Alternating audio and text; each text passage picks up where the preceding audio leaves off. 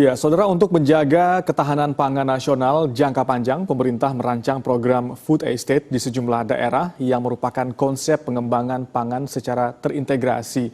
Lebih jauh mengenai food estate ini, kami akan berbincang dengan dua narasumber yang sudah bergabung secara virtual. Yang pertama adalah Bupati Sumba Tengah, Nusa Tenggara Timur, Paulus SK Limu. Pak Paulus, selamat malam.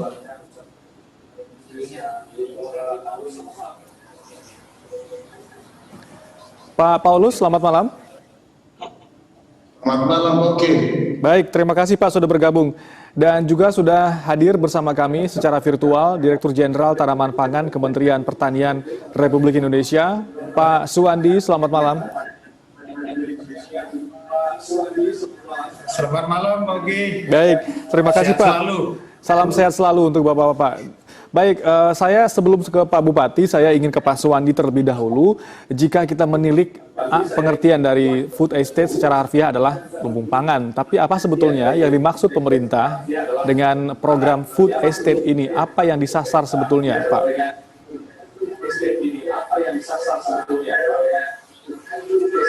Jadi food estate ini adalah program dalam rangka menjaga ketahanan pangan nasional melalui pendekatan kawasan skala luas, mencakup integrated farming. Di situ ada pangan, ada horti, perkebunan, peternakan, dan dikelola secara komprehensif, mulai dari aspek hulunya, on-farm, hilir, dalam wadah kelembagaan korporasi, naik kelas dari kelompok tani yang ada kita naikkan dalam wadah korporasi, sehingga aspek-aspek hulu on-farm hilir akan banyak dinikmati oleh petani dalam rangka menjaga ketahanan pangan dan kesejahteraan. Itu yang kita sasar.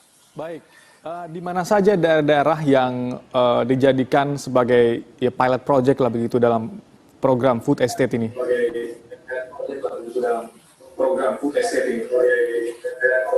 Jadi lokasi-lokasi yang kita sasar ada 3 prototipe ini. Misalnya di Kalimantan Tengah, ini tipologi lahannya itu lahan rawa aluvial, lahan gambut. Dan fokusnya komoditas utamanya padi. Potensinya sangat luas dan kita kembangkan secara bertahap. Sekarang sudah 30.000 hektar itu. Nah, untuk Humbang Hasudutan Sumatera Utara, ini tipologinya daerah dataran tinggi, dingin, itu dikembangkan sayuran. Ada bawang merah, bawang putih, dan kendang. Hal yang ketiga beda lagi ini di Pak Bupati Sumba Tengah. Itu daerah lahan tada hujan. Tidak ada bendungan dam, jadi mengandalkan air hujan dari mata air, dari embung maupun sumur-sumur kita intensifkan yang selama ini bertanam setahun sekali menjadi 2 atau 3 dan seterusnya dengan teknologi hemat air budidayanya dan merubah kondisi yang selama ini ada. Ini luar biasa konsep ini. Kalau ini berjalan dengan baik, kita evaluasi terus, siap untuk direplikasi di tempat-tempat lain yang mempunyai karakteristik sama.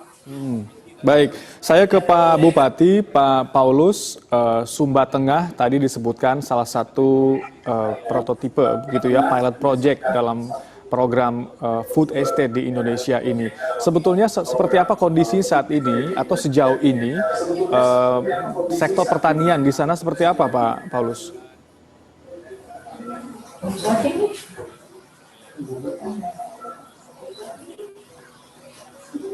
Pak Bupati, bisa mendengar suara saya dengan baik? Pak Bupati, bisa mendengar suara saya dengan baik?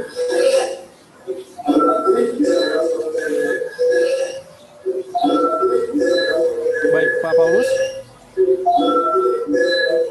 Baik, sambil kami menyempurnakan koneksi dan hubungan komunikasi kami dengan Bupati Sumba Tengah, kami akan kembali ke Pak Suwandi. Pak Suwandi, sebetulnya kan 3 pilot project nih, ada Kalimantan Tengah dengan sejumlah karakteristiknya begitu ya, Sumatera Utara dan juga Nusa Tenggara Timur. Apa yang diharapkan dalam jangka pendek dan jangka panjang dari program food estate ini di 3 daerah tersebut? Dalam jangka pendek adalah peningkatan produksi produktivitas. Contoh untuk Sumba Tengah ini yang dilakukan, ini kan program di Sumba Tengah baru mulai bulan Oktober kemarin. Yang dilakukan langkah pertama adalah percepatan tanam. Ya. 3.000 hektar ini biasa ditanam bulan Maret nanti. Kita percepat di depan sehingga kondisi saat ini sudah ditanam Januari kemarin, bulan Februari sudah vegetatif hijau. Nah, ini akan dipanen bulan Maret. Yang langkah kedua, setelah panen kita lakukan percepatan tanam lagi sehingga bisa insya Allah tanam 2 kali. Baik. Ya, jadi itu yang jangka pendek, bagaimana meningkatkan produktivitas dari sekali tanam menjadi 2 kali tanam, termasuk produktivitasnya. Jadi indeks pertanaman naik. Yang kedua adalah dalam jangka menengah, ini aspek hilirnya diperkuat. Karena di Sumba Tengah itu tidak hanya padi, ya ada jagung, dikembangkan kelapa, ada juga jeruk, kemudian IT terintegrasi. Nah, ini aspek hilirnya nanti kelapa itu kan diolah menjadi minyak kelapa, nata de coco, briket arang tempurung, jeruknya dibikin jus, dari hasil IT-nya telur asin dan seterusnya. Ini aspek-aspek yang ditangani baik jangka pendek maupun menengah dan seterusnya. Ini merupakan solusi daerah NTT yang mempunyai karakteristik kondisinya begitu, termasuk ekonomi masyarakatnya sehingga naik kelas. Baik, pastinya kajian mengenai bagaimana topografi dan karakter daerah masing-masing sudah matang di pemerintah sehingga menetapkan 3 daerah ini sebagai prototipe tadi dalam food estate di dalam program ini, begitu ya Pak Suwandi. Saya akan coba kembali ke Pak Bupati, apakah sudah bisa tersambung bersama kami, Pak Paulus? Siap. Sudah dengar suaranya, Pak. Baik. Pak Bupati, kami ingin tahu Pak, sebetulnya bagaimana kondisinya di NTT saat ini, di saat pemerintah menetapkan Sumba Tengah sebagai pilot project. Tentu ini sebuah kabar gembira karena menggerakkan banyak hal di sana, perekonomian, sektor pertanian. Kondisinya seperti apa sebelum daerah tersebut ditetapkan sebagai pilot project? Apakah sudah berjalan dengan baik sektor pertanian di sana, Pak Bupati? Baik, sebelum food estate, program food estate dari Presiden Republik Indonesia lewat Kementerian Pertanian Republik Indonesia, bahwa untuk pengolahan lahan di Sumba Tengah, seperti kita ketahui bersama bahwa 1 tahun pengolahannya hanya 1 kali, berarti hanya 1 kali panen. Yang menjadi kendala kami di Sumba Tengah dalam pengolahan lahan yaitu mengenai alsintan, alat pertanian.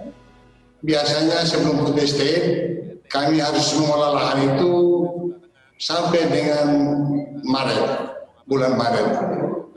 Dengan program food estate kami mengolah lahan mulai dari bulan November. Kemarin kami sudah selesaikan sampai dengan 31 Januari. Berarti kami lebih cepat dari 2 bulan sebelumnya. Dan ini yang membantu kami karena mekanisasi pertanian yang dibantu oleh Kementerian Pertanian kurang lebih 100 unit. Maka 100 unit ini kan bisa mampu mengolah lahan sawah yang rencananya program food estate ada 3.000 sawah, tetapi kami mampu mengolah lahan sawah sampai dengan 5.600. Begitu juga jagung yang targetnya food estate 2.000, kami bisa mengolah sampai dengan 4.400. Artinya target food estate 5.000, jagung 2.000, padi 3.000, kami olah kurang lebih sekitar 4 bulan sampai pada tataran 10.000 hektar. Artinya dengan food estate ini kami mampu mengolah lebih cepat 2 bulan sebelumnya yang biasanya karena alsintannya kami terbatas, traktor roda 4 maupun roda 2, tapi dengan food estate kami lebih cepat. Dan dampak langsung bahwa kami dari 5.000 dengan alsintan mekanisasi yang serba baik dan tersedia, kami mampu mengolah menjadi 10.000. Dari 5.000 menjadi 10.000. Ini sangat luar biasa. Yang berikut, pengolahan lahan ini juga terbantu oleh petani. Biasanya untuk 1 hektar di Sumba Tengah itu biayanya sampai 5 juta. Tapi dengan program food estate, petani hanya mengeluarkan biaya 1 juta. Itu untuk tanam. Sedangkan pengelolaan lahan tidak mereka bayar, benih juga disiapkan, pupuk disiapkan, kaitan dengan hama juga obat hama disiapkan, termasuk nanti kalau panen disiapkan mesin combine. Dan juga kaitan dengan mesin pengering maupun pengolahan modern, giling modern yang menghasilkan beras yang premium. Ini sangat luar biasa program food estate yang di Sumba Tengah. Kami yakin sungguh program food estate itu merupakan pintu untuk kami keluar dari kemiskinan. Maka oleh karena itu kami sangat berterima kasih kepada Bapak Presiden Republik Indonesia yang dengan hati yang luhur menurunkan program ini. Dan juga terima kasih kepada Bapak Menteri Pertanian yang dengan ikhlas dan ibadahnya betul-betul bekerja luar biasa untuk Sumba Tengah, sudah 5 kali turun ke Sumba Tengah. Dan kami menyampaikan terima kasih. Dan juga jajaran dirjen, direktur dan jajaran di Kementerian Pertanian sangat luar biasa. Mereka posko di Sumba Tengah sampai dengan saat ini. Mereka sangat ikhlas dan tulus untuk membangun Sumba Tengah. Baik. Maka juga kami terima kasih sekali lagi kepada Bapak Presiden yang punya hati yang luhur, penuh cinta untuk mencintai masyarakat Sumba Tengah yang karena kemiskinan 34%. Begitu Pak Uki. Baik, dengan tingkat kemiskinan 38%, tentu ini cukup tinggi untuk sebuah daerah begitu ya. Adakah target begitu Pak setelah food estate ini digulirkan di daerah Bapak, adakah target pengentasan kemiskinan di sana dalam jangka pendek atau mungkin jangka menengah berapa persen bisa berkurang begitu?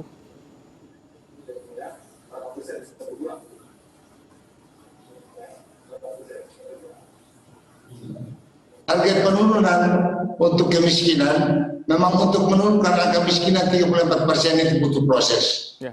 Butuh waktu, karena berbagai perhitungan untuk menurunkan angka kemiskinan tidak pada hanya tataran peningkatan produktivitas pertanian, tetapi juga banyak hal yang merupakan indikator, ada 14 indikator.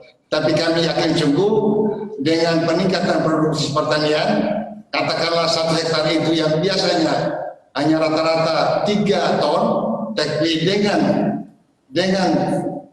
mekanisme, dengan benih yang bagus, dengan pemupukan yang bagus, dengan pendampingan yang bagus dari PPL maupun dari Menteri Pertanian maupun dari Dinas Pertanian Provinsi, maka hasil produk pertanian bagi kami 1 hektar bisa untuk padi bisa sampai 5-6 ton. Jagung yang biasanya 4-5 ton dengan pengolahan pertanian yang bagus, dengan berbagai saprodi yang tersedia, maka bisa kami tingkatkan hasil produksi jagung itu bisa menjadi 6-7-8 ton. Dengan peningkatan produktivitas pertanian, maka tahan pangan di Sumba Tengah tersedia dan sekaligus juga menghasilkan pendapatan per kapita untuk petani Sumba Tengah semakin baik. Sehingga kami yakin betul dari waktu ke waktu 5 tahun akan menurunkan angka kemiskinan bisa sampai dengan 25% atau 27%. Baik, tentu kita optimis pengentasan kemiskinan ini akan berjalan dengan baik di Sumba Tengah sehingga food estate ini benar-benar dirasakan manfaatnya oleh masyarakat di sana dan juga manfaatnya secara umum dirasakan oleh masyarakat Indonesia karena Sumba Tengah saat ini dijadikan sebagai lumbung pangan begitu ya. Nanti kami akan lanjutkan ke Pak Suwandi sebetulnya melibatkan siapa saja program food estate ini di Indonesia. Kami akan kembali usai jeda.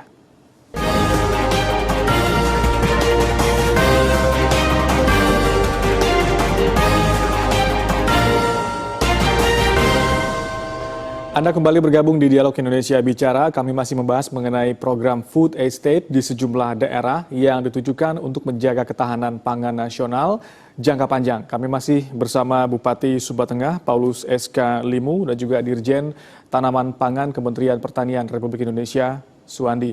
Baik, saya kembali ke Pak Suwandi sebelum saya ke Pak Bupati. Sebetulnya Pak Suwandi, program ini melibatkan siapa saja pemerintah daerah, kemudian siapa lagi yang terlibat di sini? Ini sesuai arahan Bapak Presiden, kebijakan Bapak Menteri, program ini bukan kerja 1-2 instansi dan semua pihak, di pusat dan lintas sektoral antar kementerian, pusat provinsi, Pak Gubernur, Pak Bupati kerja bareng-bareng beserta jajarannya. penerima manfaat semuanya untuk petani, yang melaksanakan juga petani. Pemerintah memfasilitasi itu. Dan siapa petani supaya aspek hilir ditangani dengan baik, ada off-takernya, ada pasarnya, semua. Jadi sinergi seluruh pelaku usaha, ya petani, dan kita bareng-bareng dikawal oleh penyuluh-penyuluh kita di lapangan dan petugas lapangan lainnya. Babinsa, Babin Kantimas pun turut di lapangan ya, bersama Pak Bupati itu sehari-hari di lapangan. Itu. Baik. Saya ke Pak Bupati, Pak Paulus, sebetulnya apa yang paling dibutuhkan oleh Sumba Tengah saat ini? Kabarnya juga Pak Jokowi menginstruksikan Menteri PUPR untuk membangun waduk di sana ya. Sebetulnya seberapa butuh, apa yang paling dibutuhkan saat ini, maksud saya di Sumba Tengah untuk sektor pertanian? Yang kami sangat butuhkan pada saat ini, karena pengolahan lahan kami tergantung pada musim hujan, maka yang kami butuhkan adalah air. Dan air itu tergantung, yang kami minta kepada Bapak Presiden adalah bendungan. Selain bendungan, kami butuh juga embung dan juga sumur bor. Kalau sampai bendungan ini terbangun di Sumba Tengah, yang sekarang sumber air yang tersedia 500 liter per detik. Kalau dibangun bendungan besar, maka bendungan itu akan mengairi kurang lebih 5.000 hektar. Kalau 5.000 hektar itu kami IP 300-400, berarti peningkatan produktivitas kami dari sektor pertanian sangat signifikan. Karena kami rasa betul, karena masalah air itu yang menjadi kendala dalam pengolahan, khusus pengolahan sawah. Jika ini terbangun bendungan, maka kami yakin betul kami akan tanam 2, 3 sampai 4 kali. Memang kebijakan Bapak Menteri Pertanian sekarang ini membangun sumur bor untuk sementara. Tahun kemarin ada 23. Yang rencananya tahun 2021 ini adalah 100 sumur bor dengan menggunakan solar cell tenaga matahari. Kalau itu dicepat realisasikan juga cukup terbantu, sehingga area-area sawah yang dekat sumur bor atau juga embung kami akan optimalkan untuk bisa kami tanam 2 sampai 3 kali. Kalau hanya 1 kali panen memang kami tetap miskin. Tetapi kalau kami 2 sampai 3 kali bahkan 4 kali, sesuai saran dari himbauan perintah dari Bapak Presiden bahwa harus padi-padi dan yang ketiga itu kacang, itu kami bisa. Tapi kembali pada kebutuhan air kami di Sumba Tengah. Kedua yang kami sangat butuhkan adalah kaitan dengan Al-Sintan. Karena Al-Sintan ini sangat membantu bagi pemerintah untuk pengolahan lahan bagi petani. Karena titik lemahnya selama ini untuk pengolahan 1 hektar itu seperti yang saya katakan tadi 5 juta. Dan untuk pengolahan lahan 1 hektar itu, kalau petaninya sewanya traktor itu sekitar 1 sampai 2 juta. Membebani petani. Di pihak lain mereka sudah miskin, dengan biaya mahal mereka tidak akan bisa. Tapi dengan tersedianya Al-Sintan, saya kira mereka sangat terbantu. Antara lain, tadi kebijakan bantuan dari Bapak Menteri Pertanian, Bapak Dirjen, membantu kami 100 Al-Sintan. Al-Sintan yang terempatnya 20, TR2-nya itu 80, maka sangat terbantu dalam tempo 4 bulan, kami bisa mengolah lahan dengan 10.000 hektar. Itu yang kami sangat butuhkan, yaitu bendungan, juga embung, pompa, dan juga Al-Sintan. Apalagi kebijakan Bapak Presiden lewat Bapak Menteri Pertanian bahwa PUPST di Sumba Tengah yang tahun 2020 5.000 hektar dan sekarang ditambahkan menjadi 10.000 hektar.